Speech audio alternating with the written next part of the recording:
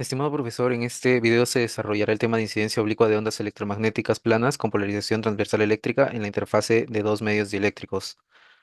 Como se observa en el plano de incidencia graficado, se tiene una onda incidente que al incidir con la interfase entre dos medios dieléctricos genera una onda reflejada y una onda refractada, cuyas direcciones de propagación no coinciden con la dirección de la onda incidente.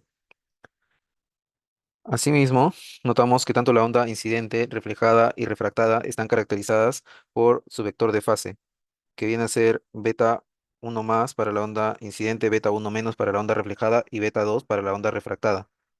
Estos vectores de fase tienen como módulo a la constante de fase del medio y como dirección a la dirección de propagación de la onda. De modo que al realizar el producto punto entre el vector de fase con el vector de posición, obtenemos la fase de la onda. Con ello en cuenta, también podemos notar que la onda incidente forma un ángulo teta sub 1 más con respecto a la normal de la interfase. La onda reflejada forma un ángulo teta sub 1 menos con respecto a la normal de la interfase y la onda refractada forma un ángulo teta sub 2 con respecto a la normal de la interfase. Asimismo, el campo eléctrico de la onda incidente reflejada y refractada es paralelo o transversal a la interfase. Es justamente por ello que esta polarización se le denomina transversal eléctrica, mientras que el vector de fase y el campo magnético de las tres ondas tiene componentes en X y en Z.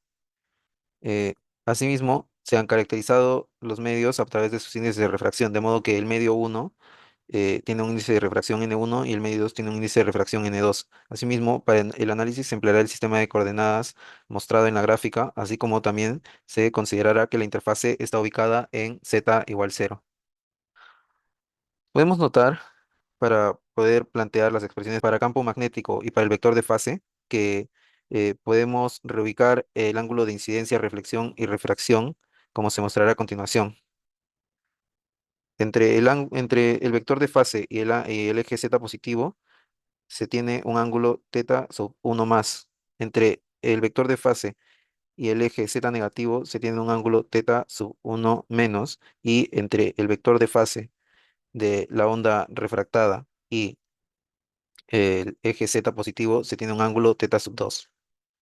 Con ello en cuenta, se buscará plantear la relación entre el campo eléctrico incidente y reflejado, así como una relación entre el campo eléctrico incidente y refractado. De igual manera, también se buscará establecer la relación entre los ángulos de incidencia, de reflexión y refracción.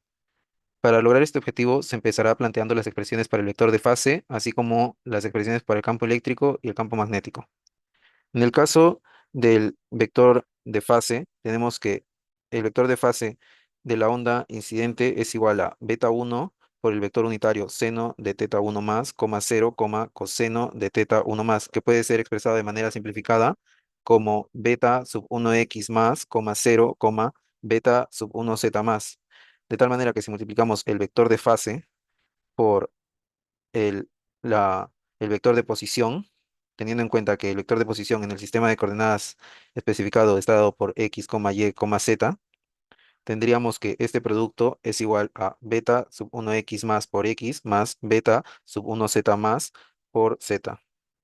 Luego, el vector de fase de la onda reflejada está dado por beta sub 1 por el vector unitario seno de teta sub 1 menos, coma 0, coseno menos coseno de teta sub 1 menos, que sería igual de manera simplificada a beta sub 1x menos, coma 0, beta sub 1z menos. Luego, el producto punto entre el vector de fase con el vector de posición sería igual a beta sub 1x menos por x más beta sub 1z menos por z. Luego, el vector de fase de la onda refractada está dado por beta sub 2 por seno de teta 2 en x, 0 en y, coseno de teta 2 en z, que se puede expresar de manera simplificada como beta 2x, 0, beta 2z. De tal manera que el producto del vector de fase con el vector de posición sería igual a beta 2x por x más beta 2z por Z. Luego, el campo eléctrico se puede expresar de la siguiente manera. Campo eléctrico incidente en su forma vectorial fasorial sería igual a E sub 0,1 más por E a la menos J por el producto del campo eléctrico, que digo, por el producto del vector de fase con el vector de posición para la onda incidente, y todo ello multiplicado por el vector unitario en Y. Luego, el campo eléctrico vectorial fasorial reflejado sería igual a E sub 0,1 menos por E a la menos J por el vector de fase multiplicado por el vector de posición para la onda reflejada, y todo ello multiplicado por el vector unitario en Y. Y por último, el campo eléctrico refractado en el medio 2 en su forma vectorial fasorial sería igual a E sub 0,2 por E a la menos J por el producto de el campo del vector de fase del, de la onda refractada por el vector de posición, todo ello multiplicado por el vector unitario en Y. Finalmente, podemos establecer las expresiones para el campo magnético, de tal manera que el campo magnético de la onda incidente en su forma vectorial fasorial sería igual a H sub 0,1 más por E a la menos J, beta 1 más por R, ello multiplicado por el vector unitario menos coseno de teta 1 más, coma 0, seno de teta 1 más. Luego, el campo magnético de la onda reflejada sería, en su forma vectorial fasorial, sería H sub 0,1 menos por E a la menos J por el producto punto de beta 1 menos por R. Y todo ello multiplicado por el vector unitario coseno de teta 1 menos, coma 0, seno de teta 1 menos. Finalmente, el campo magnético de la onda refractada en su forma vectorial fasorial sería igual a H sub 0,2 por E a la menos J por el producto punto de beta 2 con el vector de posición. Todo ello multiplicado por el vector unitario menos coseno de teta 2, 0, seno de teta 2. No obstante, recordemos que el campo eléctrico y el campo magnético se relacionan a partir de la impedancia intrínseca, de modo que podemos reemplazar las magnitudes del campo magnético a partir de las magnitudes del campo eléctrico sobre la impedancia intrínseca del medio. Es decir, que H sub 0,1 más sería igual a E sub 0,1 más sobre eta 1. H sub 0,1 menos es igual a E sub 0,1 menos sobre eta 1 y H sub 0,2 es igual a E sub 0,2 sobre eta 2. Además, para el caso de los vectores de fase, se debe tener en cuenta que las constantes de fase beta 1 y beta 2 son iguales a, en el caso de beta 1, omega sobre c por n1 y en el caso de beta 2 a omega sobre c por n2. Habiendo establecido las expresiones para los vectores de fase, el campo eléctrico y el campo magnético de las tres ondas, se van a aplicar condiciones de frontera con el objetivo de poder obtener los resultados, las relaciones que se especificaron al inicio, es decir, las relaciones entre el campo eléctrico incidente y reflejado, entre el campo eléctrico incidente y refractado, así como las relaciones entre los ángulos de incidencia, reflexión y refracción. Para empezar, vamos a emplear la condición de frontera del campo eléctrico, según la cual la componente tangencial del campo eléctrico en el medio 1 es igual a la componente tangencial del campo eléctrico en el medio 2 en la interfase. Es decir, que el campo eléctrico fasorial incidente, evaluado en Z igual 0, más el campo eléctrico fasorial reflejado, evaluado en Z igual 0, es igual al campo eléctrico fasorial refractado, evaluado en Z igual 0. Es necesario notar que se está usando el campo eléctrico fasorial en su totalidad para el campo eléctrico, debido a que este únicamente tiene componentes en Y, que es paralelo a la interfase. Es decir, que estas componentes son tangenciales.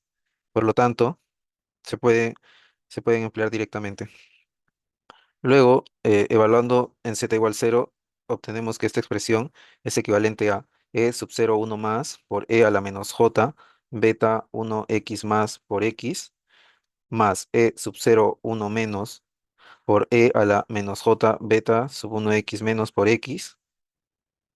Y esto es igual a e sub 0, 2, e a la menos j beta sub 2x por x, que podemos anotarlo como nuestra primera expresión.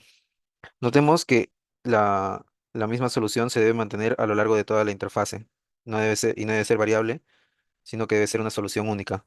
Y esto solo se puede lograr si es que las fases son iguales, es decir, que beta 1x más es igual a beta 1x menos, y esto es igual a beta 2x, lo que se conoce como acoplamiento de fase, y permite, como se mencionó, establecer una solución única para la expresión uno, puesto que a lo largo de la interfase no pueden haber múltiples soluciones si es que se incide con un mismo ángulo. Por lo tanto, estas igualdades son equivalentes a beta sub 1 por seno de teta 1 más igual a beta sub 1 seno de teta sub 1 menos igual a beta sub 2 por el seno de teta sub 2, donde simplemente se han reemplazado los valores tal como se indica a través de las flechas. Notemos a partir de la igualdad de los dos primeros términos que se tiene que seno de teta 1 más es igual al seno de teta 1 menos. Y ya que tanto teta 1 más como teta 1 menos están limitados al rango de 0 a pi medios, entonces teta 1 más es igual a teta 1 menos. Es decir, que el ángulo de incidencia es igual al ángulo de reflexión. Y ambos se pueden igualar a un ángulo teta sub 1. Con ello en cuenta, podemos establecer la siguiente relación tomando en cuenta beta sub 2 por seno de teta 2, de tal manera que beta sub 1 por seno de teta sub 1 es igual a beta sub 2 por seno de teta sub 2. Esto se conoce como ley de Snell y permite relacionar los ángulos de incidencia y de refracción a partir de las constantes de fase. Sin embargo, una forma más conocida de la ley de Snell se establece a partir de los índices de refracción y se obtiene teniendo en cuenta que la constante de fase es igual a omega sobre c por el índice de refracción del medio, de tal manera que la ley de Snell se puede expresar en función de los índices de refracción como n1 por seno de teta 1 igual a n2 por seno de teta 2. Retornando a nuestra expresión uno y teniendo en cuenta el acoplamiento de fase, tendríamos que e sub 0 1 más e sub 0 1 menos es igual a e sub 0 2, que vendría a ser nuestra segunda expresión. Luego, por condiciones de frontera del campo magnético, ya que no hay corriente superficial en la interfaz entre dos medios dieléctricos, tenemos que la componente tangencial del campo magnético en el medio uno es igual a la componente tangencial del campo magnético en el medio 2 en la interfase. Por lo tanto, ya que el campo magnético, tanto en el medio uno como en el medio 2 tiene componentes en X y en Z, entonces tenemos que quedarnos únicamente con la componente en X, que es la componente tangencial a la interfase. Es decir, que el campo magnético fasorial en el medio uno en X, evaluado en Z igual 0, más el campo magnético fasorial en uno en X de la onda reflejada, evaluado en Z igual 0, es igual al campo magnético fasorial en 2 en X, evaluado en Z igual 0. De manera que si reemplazamos, obtenemos que E sub 0 1 más sobre eta 1 por E a la menos J beta 1x más por X, multiplicado por menos coseno de teta sub 1 más, sumado con e sub 0,1 menos sobre eta 1 por e a la menos j beta 1 x menos multiplicado por x, todo ello multiplicado por coseno de teta sub 1 menos, es igual a e sub 0,2 sobre eta 2 por e a la menos j beta 2 x por x, todo ello multiplicado por menos coseno de teta 2. Luego, teniendo en cuenta el acoplamiento de fase, esta expresión se reduce a menos e sub 0,1 más sobre eta 1 por coseno de teta sub 1 más. Todo ello sumado a e sub 0 1 menos sobre eta 1 por coseno de teta 1 menos igual a menos e sub 0 2 sobre eta 2 coseno de teta 2 y esto sería igual a la expresión número 3. Sin embargo, debemos tener en cuenta que, tal como se estableció antes, tanto el ángulo de incidencia como el ángulo de reflexión son iguales a teta 1. Habiendo llegado a esta tercera expresión, podemos reemplazar lo obtenido en la segunda expresión en esta última para obtener la siguiente expresión, según la cual e sub 0 1 más sobre eta 1 por coseno de teta 1 más e sub 0 1 menos sobre eta 1 por coseno de teta 1 es igual a menos e sub 0 1 más e sub 0 1 menos sobre eta 2 multiplicado por coseno de teta 2. De tal manera que si despejamos y pasamos términos de un lado a otro, obtenemos que e sub 0 1 menos sobre e sub 0 1 más es igual a eta 2 coseno de teta 1 menos eta 1 coseno de teta 2, todo ello sobre eta 2 coseno de teta 1 más eta 1 coseno de teta 2. Y esto sería igual al coeficiente de transmisión, de reflexión en modo TE. Este coeficiente relaciona el campo eléctrico reflejado con el campo eléctrico incidente. Luego, si queremos relacionar el campo eléctrico transmitido con el campo eléctrico incidente, tenemos que establecer el coeficiente de transmisión, que vendría para el modo TE, que vendría a ser E sub 0,2 sobre E sub 0,1 más. De modo que recordemos que por condiciones de frontera E sub 0,2 es igual a E sub 0,1 más E sub 0,1 menos. Y si reemplazamos esto en la expresión, esto se puede simplificar a 1 más E sub 0,1 menos sobre E sub 0,1 más, donde notamos que este segundo término es equivalente al coeficiente de reflexión, es decir, que el coeficiente de transmisión es igual a 1 más el coeficiente de reflexión. Por lo tanto, el coeficiente de transmisión en modo TE es igual a 2 veces eta 2 por el coseno de teta 1 sobre 2 veces sobre eta 2 coseno de teta 1 más eta 1 coseno de teta 2. Luego, teniendo en cuenta que, que la impedancia intrínseca de un medio es igual a la impedancia intrínseca del vacío sobre el índice de refracción del medio, es decir, que la impedancia intrínseca es inversamente proporcional al índice de refracción del medio, podemos expresar los coeficientes de reflexión y de transmisión en función del índice de refracción del medio, tal como se muestra a continuación. En el caso del índice de reflexión, en modo TE tendríamos que es igual a n1 coseno de teta 1 menos n2 coseno de teta 2, todo ello sobre n1 coseno de teta 1 más n2 coseno de teta 2. De manera similar, el índice de transmisión en modo TE en función del índice de refracción sería igual a 2 veces n1 coseno de teta 1 sobre n1 coseno de teta 1 más n2 coseno de teta 2. Y de esta manera logramos relacionar el coeficiente de el campo eléctrico reflejado con respecto al campo eléctrico incidente en función de los índices de refracción y el campo eléctrico refractado con respecto al campo eléctrico incidente en función de los índices de refracción y en ambos casos también en función de los ángulos de incidencia y de transmisión. Habiendo establecido las relaciones previas, se analizará la posibilidad de que ocurra transmisión total y reflexión total interna. Asimismo, se determinarán las condiciones para que estos fenómenos ocurran. Para empezar, en lo que respecta a transmisión total, para que toda la onda incidente sea refractada al segundo medio, es necesario que el coeficiente de reflexión en modo TE sea igual a cero. Por lo tanto, n1 coseno de teta 1 es igual a n2 coseno de teta 2.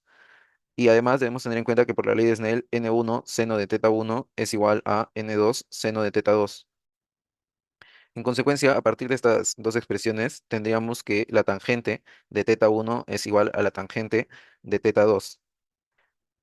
Y ya que teta 1 y teta 2 están limitados dentro del rango de 0 a pi medios, se debe cumplir que teta 1 es igual a teta 2, lo que a su vez implica que n1 es igual a n2. Sin embargo, estamos trabajando con dos medios dieléctricos distintos, por lo tanto sus índices de refracción no pueden ser iguales. Es decir, que la transmisión total no es posible, pues se llega a una inconsistencia. Por otro lado, se analizará el caso de reflexión total interna o RTI por sus siglas. Una primera condición para que ocurra reflexión total interna es que el ángulo de incidencia teta 1 debe ser menor que el ángulo de refracción teta 2. Esta condición se establece puesto que si por el contrario teta 2 fuese menor que teta 1, entonces siempre existiría una componente refractada en el segundo medio y en consecuencia no podría ocurrir reflexión total interna. Entonces, nuestra primera condición necesaria es que teta 1 sea menor que teta 2 y, en consecuencia, por la ley de Snell, n1 debe ser mayor que n2. Con ello en cuenta, se analizarán los casos en los que podría ocurrir reflexión total interna, es decir, que no exista una componente refractada en el segundo medio. Un primer caso en el que podría ocurrir sería si teta 2 es igual a pi medios, de tal manera que por la ley de Snell se tendría que n1 seno de teta 1 es igual a n2 seno de pi medios. Por lo tanto, el seno de teta 1 sería igual a n2 sobre n1 y teta 1 sería igual al arcoseno de n2 sobre n1. Este ángulo, además, es conocido como el ángulo crítico, puesto que, como se validará a continuación, es el ángulo a partir del cual ocurre reflexión total interna en el primer medio. Para validar que ocurre reflexión total interna, emplearemos el índice de reflexión en modo T, que se calcula como n1 coseno de teta 1 menos n2 por el coseno de teta 2. Sin embargo, ya que teta 2 es igual a pi medios, tendríamos que su coseno es igual a cero. Todo esto sobre n1 por el coseno de teta 1 más n2 por el coseno de teta 2, que es cero. De tal manera que el coeficiente de reflexión sería igual a 1. Es decir que si ocurre RTI para teta 2 igual a pi medios. Por otro lado, se tiene el caso en el que el ángulo de incidencia supera al ángulo crítico teta 1c. De modo que el coeficiente de reflexión en modo TE sería igual a n1 coseno de teta 1 menos n2 coseno de teta 2. Todo ello sobre n1 coseno de teta 1 más n2 coseno de teta 2. Luego, recordando que beta, o sea, la constante de fase, es igual a omega sobre c por el índice de refracción de cada medio, tendríamos que el coeficiente de reflexión en modo TE se puede expresar también como beta 1 coseno de teta 1 menos beta 2 coseno de teta 2 sobre beta 1 coseno de teta 1 más beta 2 coseno de teta 2. Luego, ya que beta 1 coseno de teta 1 es igual a beta sub 1z y beta 2 coseno de teta 2 es igual a beta sub 2z, tendríamos que el coeficiente de reflexión en modo TE también puede ser expresado como beta sub 1z menos beta sub 2z sobre beta sub 1z más beta sub 2z. Luego, para esta expresión vamos a hallar beta sub 2z, que sería igual a, como se mencionó, beta sub 2 por coseno de teta 2. De tal manera que beta sub 2z sería igual a beta sub 2 por la raíz cuadrada de 1 menos seno al cuadrado de teta 2. Esto último a partir de la identidad pitagórica.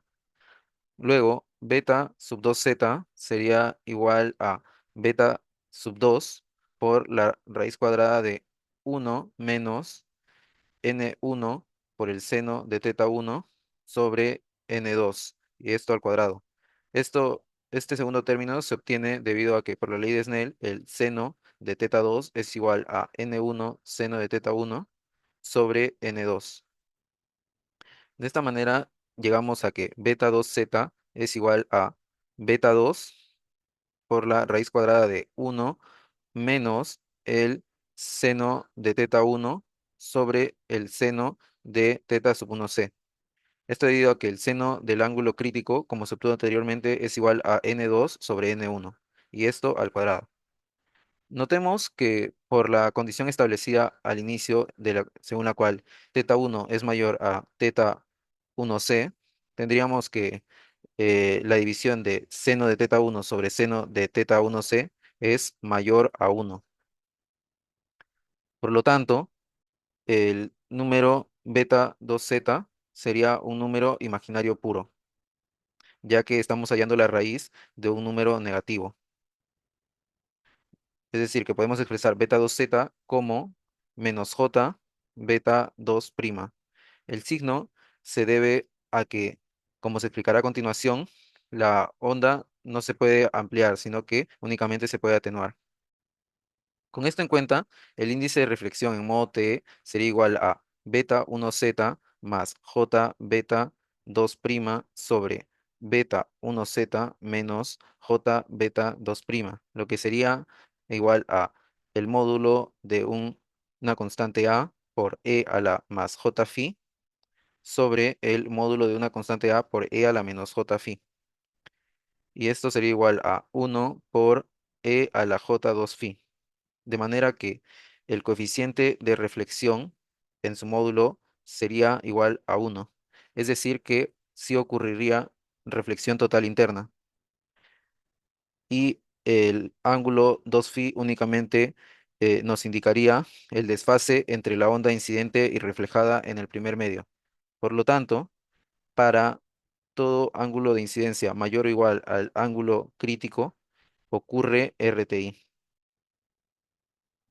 Finalmente, se analizará la onda que se forma en el segundo medio, puesto que si bien toda la potencia es reflejada en el primer medio, y esperaríamos que no se forme ninguna onda en el segundo medio en realidad se obtiene una onda denominada onda evanescente, que cumple la ecuación que se demostrará a continuación.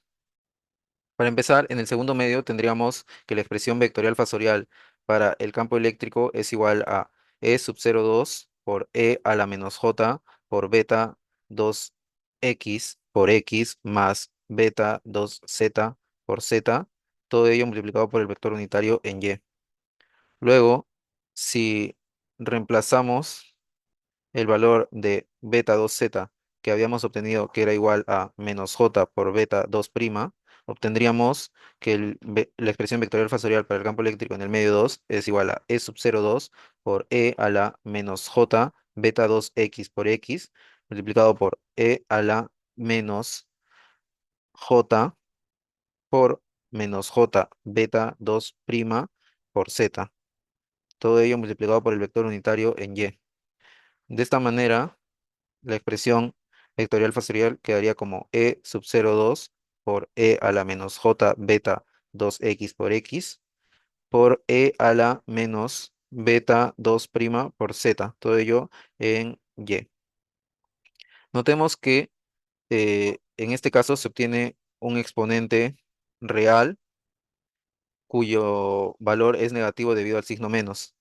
Es justamente por esta razón que, como se mencionó antes, se empleó beta 2z igual a menos j beta 2 prima en vez de que fuese más j por beta 2 prima, ya que si hubiese sido más j por beta 2 prima, se tendría un exponente positivo, de tal manera que la onda no se atenuaría, sino que su magnitud aumentaría conforme se aleja de la interfase, lo cual no es posible. Por lo tanto, si pasamos esta expresión a su forma espacio-temporal, obtenemos que el campo eléctrico es igual a E sub 0,2 por E a la menos beta 2 prima por Z por el coseno de omega t menos beta 2x por x, todo ello multiplicado por el vector unitario en Y, que es la onda conocida como onda evanescente en el segundo medio. Y como observamos, se caracteriza porque se atenúa en Z, se propaga en X y oscila en Y. Además, ya que toda la onda se refleja, la onda evanescente en realidad no traslada potencia al segundo medio.